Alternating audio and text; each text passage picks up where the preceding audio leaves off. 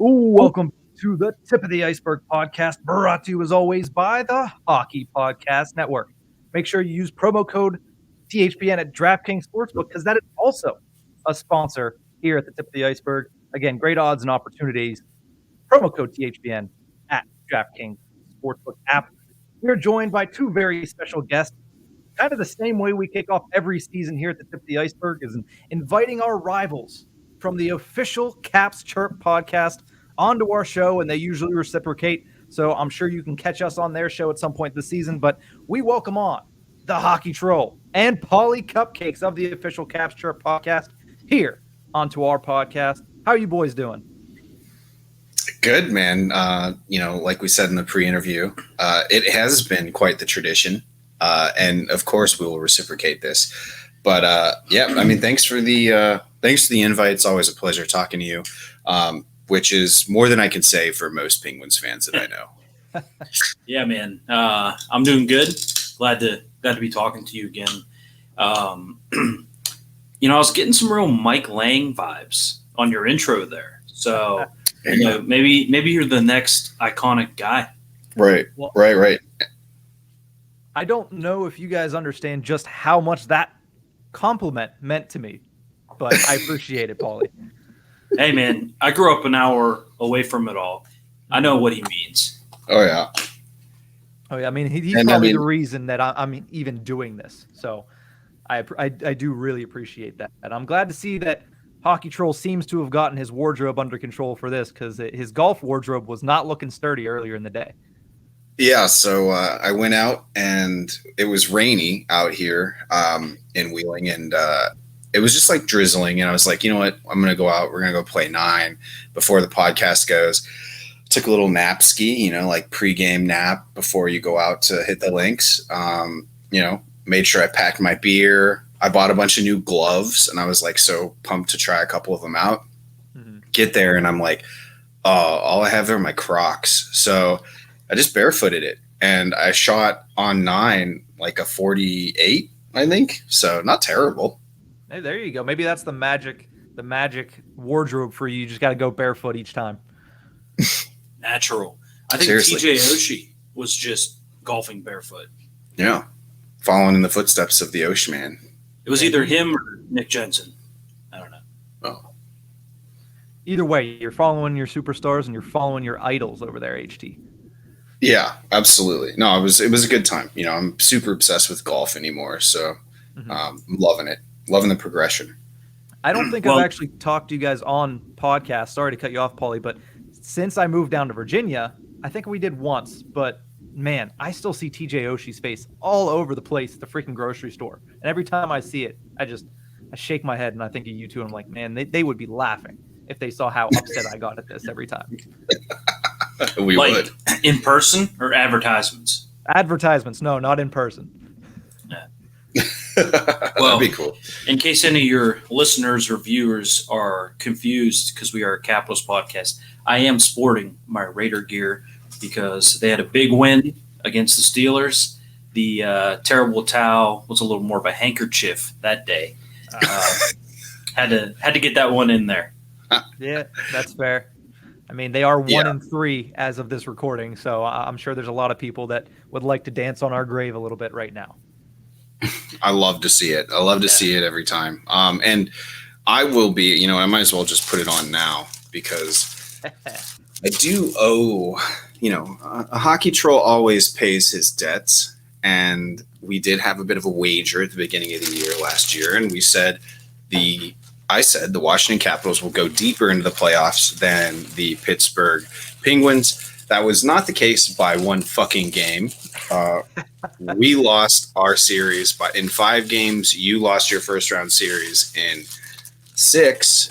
So I was forced to fucking buy this shit. And you know what? Kudos to Fanatics because they remarket me online all the time. So now I'm like, it's like, don't miss out on this great Penguins gear. I'm like scrolling through fucking Twitter and now I got, oh, God damn it, dude. This is just, ugh. Oh, all right. Well, hold on while I put this fucking thing on. Jesus Christ. Yeah. I never would have thought. No problem at all. But you know what? Honestly, at this point, It's not the beers. It's not the beers that's making my body reject this, but oh, God. Oh, look at me. Look at that. Oh, my goodness. And the sea, the captain. Bright yellow. Oh, my. Your golf club on. This is the most uncomfortable I think I've ever been in my life. Oh, my God. God. I love it. Right. You know, Hockey Troll, to be completely honest, I think the fact that you're now getting Fanatics advertisements for the Pittsburgh Penguins might be even sweeter than the fact that I'm seeing you right now don the black and gold. I think the fact that it's just going to continue to keep on giving with each of these things is going to make it even better. I think he should have to wear it when we record later. Man. I mean, if you want to hold him to that, I will definitely tune in. You'll get at least one viewer for the entire show if I get to watch that.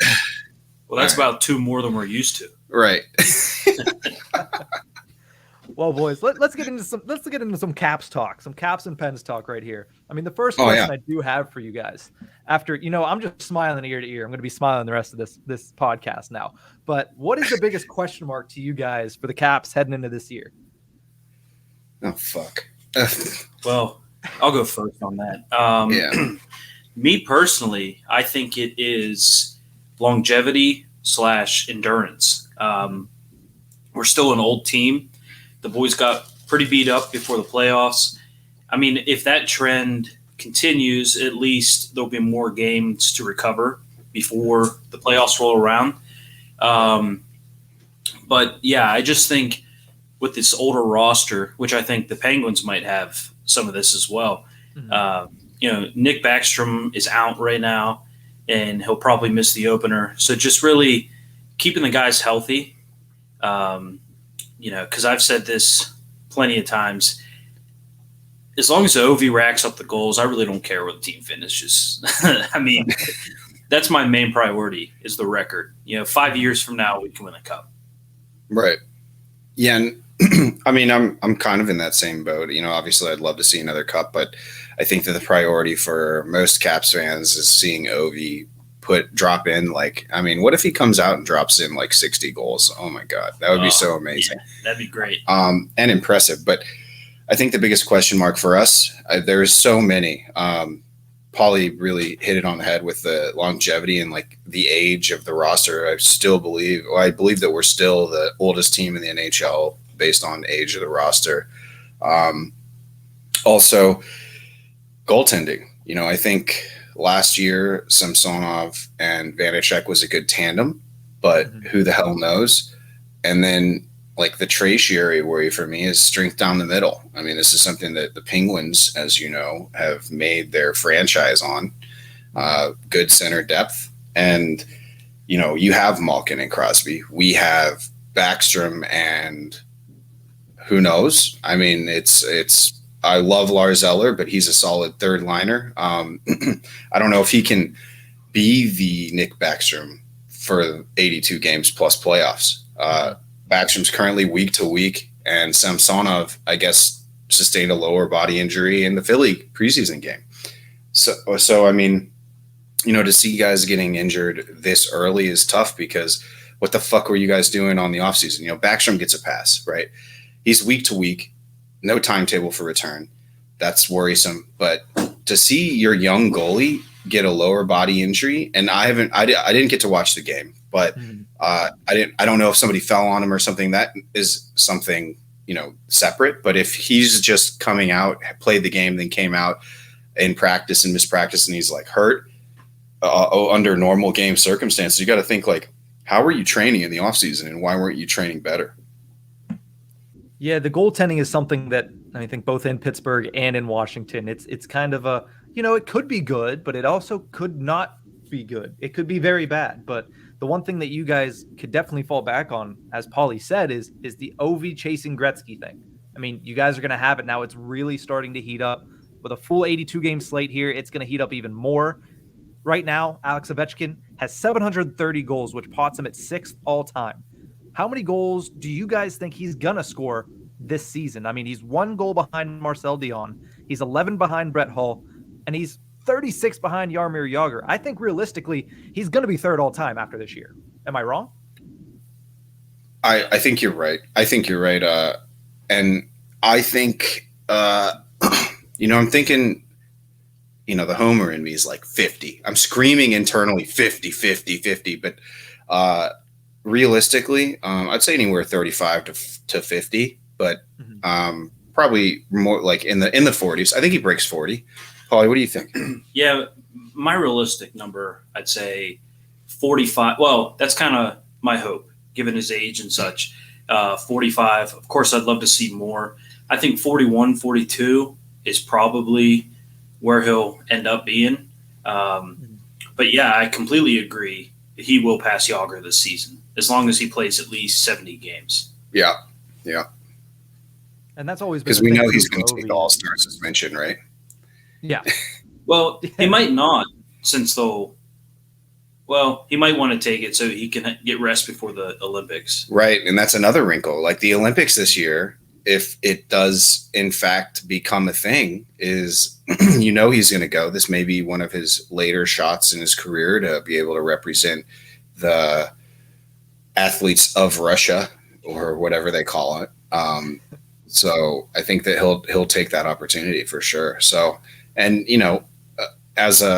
I get it now, I get it. I always understood why owners and GMs didn't want it to happen, but you look at this team and you're like, can these guys play the Olympics and the entire NHL season and compete for a cup at the same time? Who knows? I mean, I'm sure that's going through your mind too, right, Brlansky? Yeah, especially with Evgeny Malkin going to just be coming off of major offseason knee surgery in like late December and then getting ready to go into the Olympics. You're going to be testing that brand new reconstructed knee basically in the Olympics for the first time. I mean, he might play for a couple weeks before that, but he's going to be on that team with Alex Ovechkin because that's just how much it means to these Russian players. Right. Yeah. And forgive me if I'm breaking the news to your listeners, but Canada just announced that Crosby they submitted 3 names. So Crosby is on Team Canada along with McDavid and Pietrangelo. Those are the first 3 locks, I guess. So if there are Olympics, you can definitely count on Captain going. Mm-hmm. Yeah, and I think that was also pretty obvious. I mean, stating the fact that he's running out of time, and I know he's done a lot for Team Canada, but the chance to see him and McDavid play on a line, those guys were training in the offseason with Nathan McKinnon. So that's just going to be a ridiculous team. Yeah, dude. Team Canada shouldn't even – they're in their own division. Yeah. They should have broke them up into 2 teams, honestly. Right. And here's the thing. It's funny you say that because I always say that they could literally field their entire team, cut everyone, and then go with their seconds on second choices on in another entire team and still win a gold. I mean, Canada's got everything stacked for them. If they don't win the Olympics, it's a fucking embarrassment to the entire country. And I'm really hoping that they don't even medal so that we can, you and me and everybody else who's on the state side of this network can just shit constantly on all of the Canadian hosts, of which I think there's a ton. I mean, the creators are Canadian. I don't know if it's a majority anymore because the network keeps growing so quickly, but always fun to shit on Canada. We would need a welfare check on Neil Villapiano, that's for sure. Yeah. Yeah. They should almost have a team Toronto and then a team rest of Canada. Right. Yeah. Team Alberta. Yeah. For sure. Well, I mean, while we're talking slightly about the Ovechkin chase to catch Wayne Gretzky. Now, I know the picture I'm looking at right now with Hockey Troll and a Penguins gear, that is something I never would have expected to see. Something else that I don't know if I'd never expected to see is the picture that I'm bringing up here, which is grade 8, Alex Ovechkin sitting next to Sidney Crosby, joking and laughing around, and even Crosby with a quote in an interview with Greg Wyshynski of ESPN saying, you know what? I hope he catches Gretzky. I hope he does. I told him today that I hope he does. It would be awesome. He's in range, and he can score anywhere from inside the blue line. HT, I know Paulie's a little bit more forgiving, but HT, does it bother you to see these two being so buddy-buddy and doing tummy sticks? No, I mean, I think that really Crosby here is just, paying homage to Daddy. I mean, he's saying, Daddy, yeah, you need to go. We've had this discussion time and time again that history is going to look back on Ovechkin as the much more impactful player in my eyes because of how many goals he scores and the success, especially after the cup. I mean, a player like Crosby comes around every 15, 20 years at the most. A player like Ovechkin comes around once every lifetime, maybe. You're looking at like the last person that plays like Ovechkin physicality wise and with the scoring streak, Gordie Howe. I mean, that's the last guy I can really think. And I didn't ever watch Gordie Howe play. I'm too young. But I think that it doesn't make me mad. I know I truly believe that these two competitors don't hate each other as like people. On the ice, it's a different story, but I think that that's kind of par for the course for anybody that you're playing in sports, right? But yeah, no, I think it was classy of Crosby to just basically, admit like, he's Daddy and I'm just kind of this guy that will slowly and hopefully fade away and walk into the sunset to be forgotten forever. Mm-hmm. Well, I mean, even with the wrist surgery that he had, it seems like he's still ready to lead this team because with Malkin out, I feel like we're going to have Crosby just say, all right, guys, I guess he can get on my back again. And that's what the Penguins are going to need. Now, the Capitals, sure. for them to contend in this Metropolitan Division, what are they going to need? I mean, first of all, let's start with this.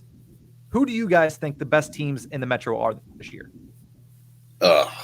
Paul, you want to go? Well, I think the Islanders are the best. Mm-hmm. Honestly, I think probably the three teams that will lock the playoff spot in the Metro will be the Islanders, the Hurricanes, and then the third one's up a little bit for debate. I think it might be the Rangers. But the Penguins and Caps could still make the playoffs in that situation. But honestly, I think on paper, coming out of the gate, it's New York, and Carolina.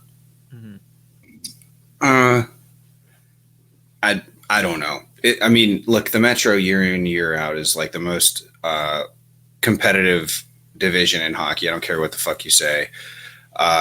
From top to bottom, they're good. I mean, we have Columbus thrown in there. Is that right?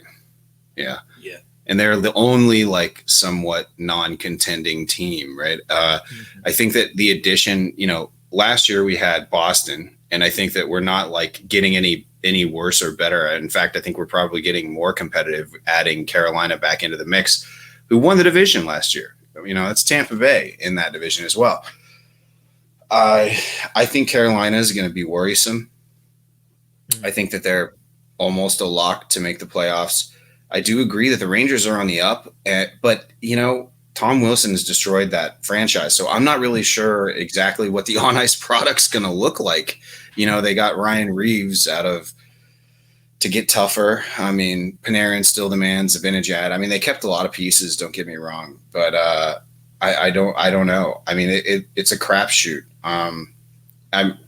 What was the original question was like, who's the best team? I'm sorry. Yeah. Who are the best teams? So, I mean, who do you think is the class of this division?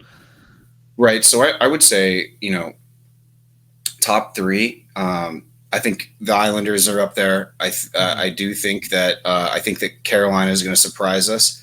And then, I think that New York, the Rangers, the Pens, and the Caps are really going to have to fight it out. And then, the Devils, you can't sleep on them either.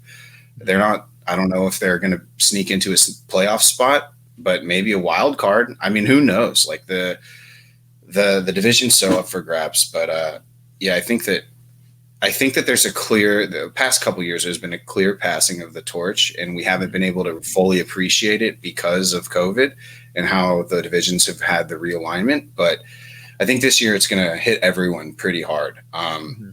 So that I would say Carolina, the Islanders, Carolina, and then everybody else is just in a dogfight. Yeah, I want to buy into the New York Rangers. I really do, especially after adding Gerard Gallant as a coach. I really like what he did in Vegas in his first season, and I think he can do it in New York. But it seems like they added playoff pieces to help them in the postseason without even reaching that yet. So I don't know if they put the cart before the horse there. That's why I'm a little hesitant on them. But other than that, I've disrespected the Islanders more than enough the last couple of years. I can't do it anymore. I agree that they're probably going to run away with this division.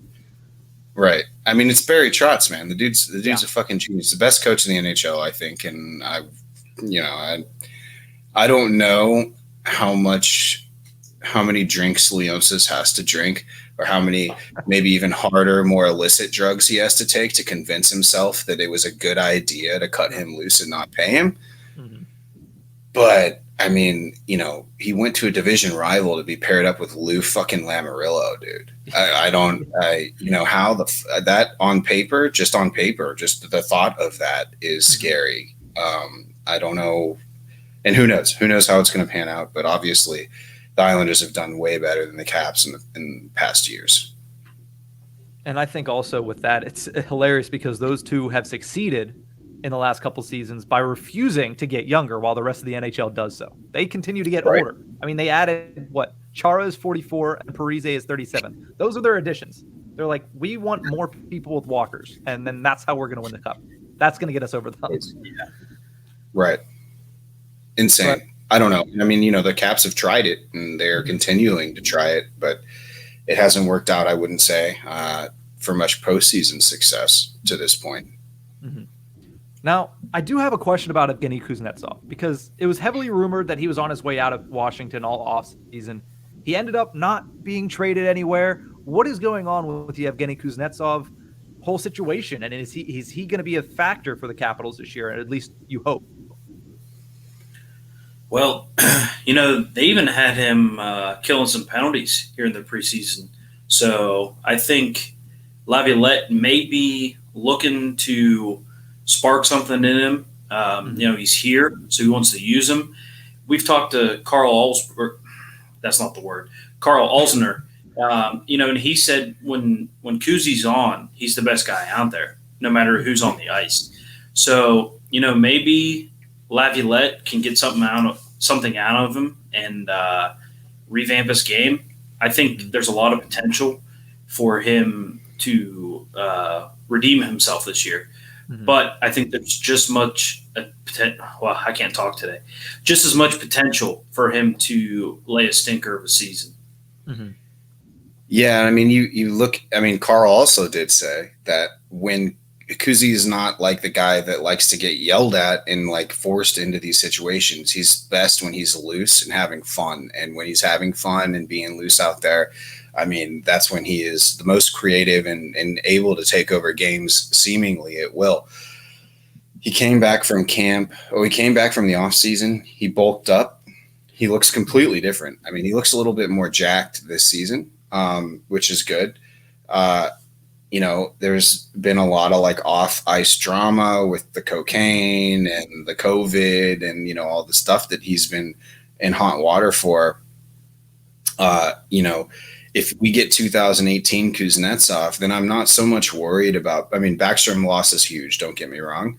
Mm-hmm. But I think that we can, hack our way into a playoff position there. But I was telling people on Twitter, I was like, look, man, if McMichael plays more than 10 games, I think that spells disaster for the Caps playoffs chances because it means we're injured. Right now the Caps are really kind of is it LaPierre LaPierre or McMichael? So mm-hmm. Who knows what that looks like? But I am good with the decision. At the end of the season, when we were discussing and during the summer when we were discussing Evgeny Kuznetsov being moved, who the hell are you going to replace him with? Who can the Caps afford? And the ultimate answer was no one comparable to his top performance. I mean, are you going to get a 70-point center for, what Kuzi's making around 8, I think, 7 something? Are you going to get that on free agency or through a trade, 1-for-1?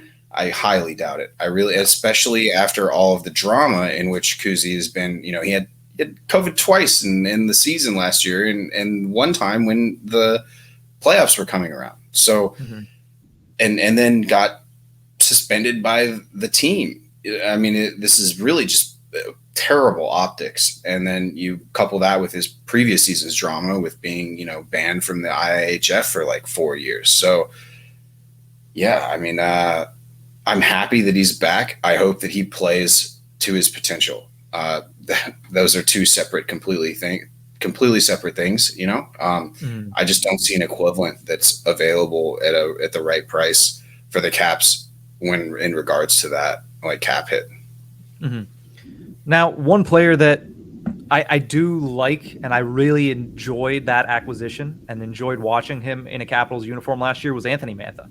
I mean, he seems like he fit right off the bat. And now you guys get to watch him for a full season.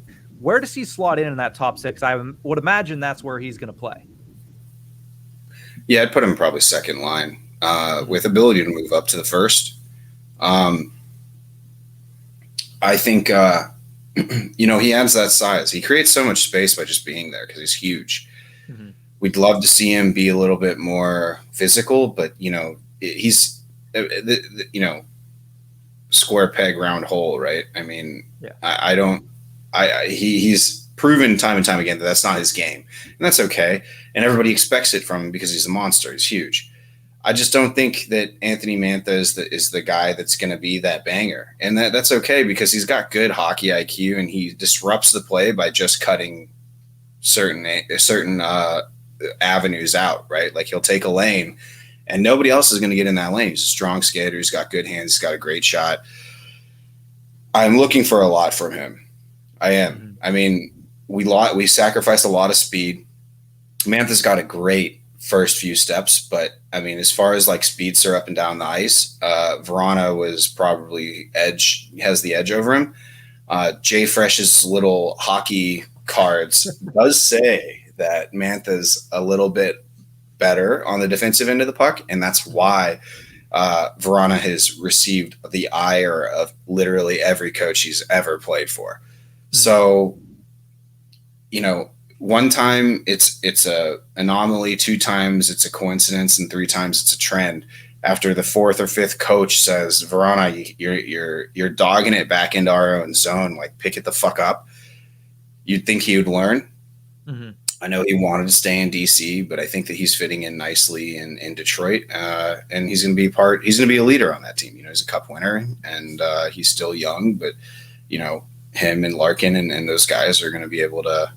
And he's with Panic too. So, well, no wait, Panic might have got moved, but anyways, he's got some familiarity there. Vrana does, but as far as Mantha goes, expecting a lot, but I'd still like to see our center, especially in Kuznetsov, who we know can perform to a certain level, perform to that level. Polly, what do you think? Yeah, I mean, I have high hopes for him this year. I think he fits the system. He's everything you said, big body. He can score. And, yeah, I think he's a bit of an upgrade from Vrana. And, I mean, I'm hoping it'd be nice to see him put 30 in the net. That'd be nice. I think he's going to experience career highs this year. Yeah, I think this 82 game season. I bet he scored. I mean, that's just like these type of players come in and, TJ Oshie's a great example. They fit the system. They work well. They experience career highs. I think that Mantha will get a career high season this season. I just don't know like how much higher it will be. Yeah. And I think he's a lot like Malkin, where he's a big guy that isn't overly physical. I mean, Malkin has his hissy fits, and then he does something stupid, like a big slash or a cross check or something. But, I think he's obviously not Evgeny Malkin, but, he's got a similar situation, and I think there's a pretty high ceiling for him. I think Evgeny Malkin is one of the few NHL players that have gotten 2-minute penalties for attempted decapitation because he's done that on a couple occasions. But yeah. I want to get into the hard hitting journalism now. I'm done with the softballs. Here's the hard hitting journalism. Is that what you call what you Washington do? Capitals. Journalism? I mean, that's what I try to do. Okay, fair enough. The Washington Capitals. They have a new team dog, and his name is Biscuit. Now, I was surprised because when I saw this, I was like, "Oh, what happened to the other one? Did something happen to the other one? Did it get sick?" And then I looked into it because I'm a good Big J journalist, and it turns out they do this every year in coordination with America's Vet Dogs, and they train them and they put them through school, and then they pair them with a veteran that needs a support animal. I absolutely love this. I think it's a great look for the team. I think it's amazing. And obviously, how could you not love that face right there of Biscuit, the Chocolate Lab, now the Capitals team dog? I mean, how long have they been running this program? Are you guys aware of it? And how much do you think this helps, at least just the spirits around the locker room? It seems like everybody loves them. Yeah, I mean, go ahead. Paulie's the dog guy, right? Yeah. So, I think it was 2 seasons ago when Captain came in. And I think he was with them for like maybe a season and a half, and then it was time for him to transition. Yeah. So it'll be every couple years, I think. They'll get a new one. I think it's great. They're doing something great, and it's obviously great PR. And, this just creates so much social media buzz for the team. Yeah. I mean, all around, I can't think of one negative. And also, Captain's the OG, but man, I think they upgraded on cuteness Biscuit. Yeah, and I will throw it back even farther than Cap. So this program has started with Captain, and he's now with his forever home with a veteran who well deserved it. But before Ovi the Bulldog was a team kind of dog. At that point, he's since gotten a little older and has been somewhat retired from that scene, but it was not this program. So this new Biscuit is going to be taking that moniker over as the team mascot dog or whatever. But this will only be the second dog from what I've heard will be doing this program. I love it. I mean, this is so cool. I mean, look how cute he is. And it seems like they're lab heavy because I think Captain was a golden lab. So they make good support animals apparently. And look at those paws. I mean, come on. Beefy. Yeah. Yeah, he's going to be a big boy. He's going to be big. He's going to be kind of like Anthony Mantha, power forward kind of there. Yeah. Put the big body. We'll see how those mitts do throughout the rest of the season. Maybe he gets a little bit better on the ice, gets the one-timer going. But I think Biscuit, I think yellow and black labs get all the love. So I'm glad to see the chocolate labs get into the mix here. I think they're kind of the forgotten lab in American families. Yeah. So a funny story about that actually is my aunt got what she thought was a chocolate lab, and it started to grow, and then it kind of stopped growing. Its stomach was getting towards the ground, and they're like, "What is wrong with our chocolate lab? It's growing weird." They take it into the vet, and they actually look into it. Turns out he's a chocolate lab and a dachshund mix, which I don't want to know where that cross happened. Who was the dad? Absolutely adorable. I don't know. That's what I would love to know. I've been trying to find out for 8 years. But she's adorable. But she is every part. She gets every part of both worlds there. Yeah. Yeah. Well, the big and the little, they find each other. When I was a kid, he was a terrier, mostly Jack Russell, other stuff mixed in, and he made friends with the female pit bull next door, and she was a big girl. But they found love in a hopeless place. he Tipper thickies. He's all about the thickies. Also, a warning to anyone out there who has this idea: do not try to separate two dogs in that situation. They do not like it. I don't think you separate any two specimens in that situation. They're going to be particularly fond of what you did. Yeah, she was like, "Get away from me." Yeah, that's called cock blocking. Yeah, in human terms, if you will. Are we going to get canceled for that? I don't know. Is that even a proper term? I don't know. Sorry. Yeah, I mean, that's fine. Either way, I mean, we have a disclaimer. It's marked explicit, so if you didn't like it, don't tune in. That's true. I mean, Fair it enough. just means not allowing a male chicken to cross the road, right? Exactly. Correct. Right. Yeah. Yeah. Well, boys, thank you so much for joining me. I think that's a great place to end it, to be completely honest. But thank you for joining me.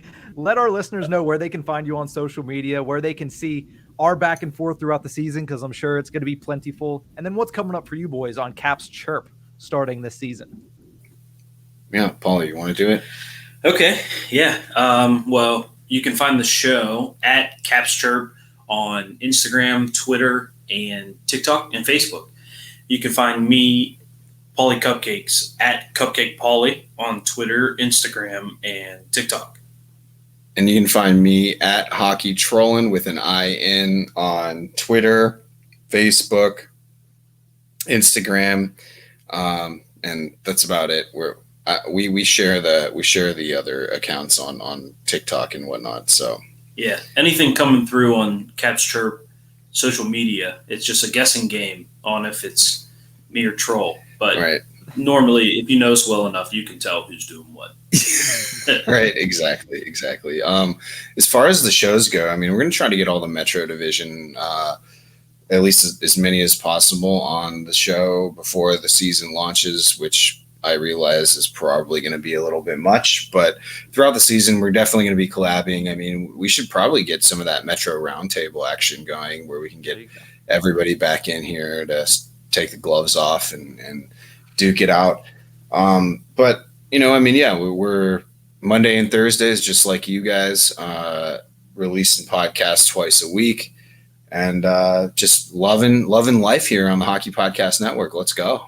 Yeah, we've had a few former pros on, so it's possible they'll come back. We've had Ole Kolzig twice and Carl Alsner 3 times. Yeah, a few times. Yeah, so absolute beauty. We're gonna probably try to get them back on. So, we'll be out there on social. Check us out. Absolutely. Know your enemy. Exactly. Know thy enemy. Well, listeners, check them out at the official Caps Chirp podcast. And just if you're watching on YouTube, get one more last look. I'll zoom in here on the hockey troll, Don in the black and yellow. Here we Sid are. the Kid and the hockey troll. You gotta love it. I mean, we'll double down on our bet this year. We already agreed to double down on the bet. I don't know what that means for the punishment, but you're on for year 2. I think that means a jersey. No, it has to be something even more embarrassing than the embarrassment that I'm feeling right now. I feel like we'll have to do something because material things. These are all great sacrifices to make, right? But this fucking dumbass T-shirt cost me like $30. Fuck me dead. And I don't know, but I think that we should. I don't know, maybe write up a statement that one of us could say. Maybe. Bring them on a show or something like that. I got a good one. Yeah. The loser, since you guys actually basically live in each other's team's hometowns, loser goes to a Pens Caps game in the opposing team's gear. Oh fuck. I would have to go to a Pens Caps game in Pittsburgh with Caps gear, or just a game in Washington. No, you'd have to go to a DC game. Yeah. You'd have to go to a game. Rock the Red and rock the red and be pumped about it too. Cheer. You can't just sit and Caps fucking score a goal. You have to get up and at least do the requisite clap and the cheer. All right. Oh, I like it. I like it. You have to film it. All right. I mean, content. Hey, that's fine with me because I know I'm going to win. So I'll look forward. I'll look forward to seeing you, and hopefully in your 87 up there at PPG Paints Arena. I'll have Horwat go with you or something. That way he can videotape for you. Is it the same playoff bet? Yeah. So whoever and just so everybody knows, the bet is who goes farther in the playoffs by game. Mm-hmm. Who plays the most games in the playoffs. And so, it's interesting because I was promised this year by my boss that I would get every Penguins Caps game ticket, 2 tickets for every game at PPC Paint Arena. So, or PPG, sorry. So we'll see. Fuck. We'll see. That's not bad. We'll have to develop this idea a little bit more. And I guess, we could ask the fans, you ask your listeners, what do they think would be a proper punishment to up the ante? Think about this in like 5 years. We're going to have to like go streaking across the ice on There's just a small flag like between the butt cheeks, just running with that. I think we've reached the limit for today. So I'm going to say thank you guys one last time. We'll have these boys back on at some point this season. And if not, we will definitely be on their show. There's going to be a lot of content to come between the tip of the iceberg and the official Caps Chirp podcast. But we're going to say goodbye for now, and we'll see you guys next time.